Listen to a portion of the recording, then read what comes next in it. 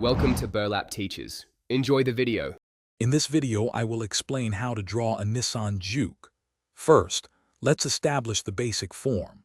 Start by drawing a large, rounded rectangular shape that will serve as the main body of the car. Next, gently curve a line over the top of this rectangle to define the roofline. Finally, add two smaller, oval shapes at the bottom for the wheel arches, ensuring they are evenly spaced. This foundation is crucial for a well-proportioned drawing. Now, let's add some key features. Inside the roofline, carefully draw the side windows, making sure they follow the curve of the roof. Next, place circular shapes for the wheels within the previously drawn wheel arches. These should be prominent and centered. Don't forget to add smaller circles inside each wheel to represent the wheel hubs. These details bring the car to life and give it a sense of movement.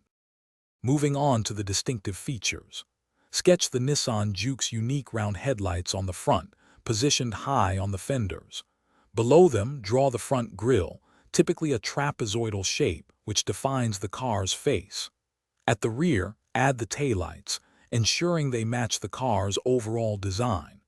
These elements are crucial for capturing the Juke's recognizable appearance and adding character to your drawing.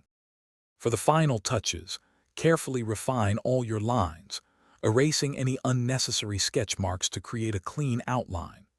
Add subtle shading to various parts of the car, like under the wheel arches and along the body panels, to give it depth and dimension.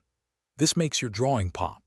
Remember to check the description for a link to the Shark AI Ultra Robot Vacuum and other great deals.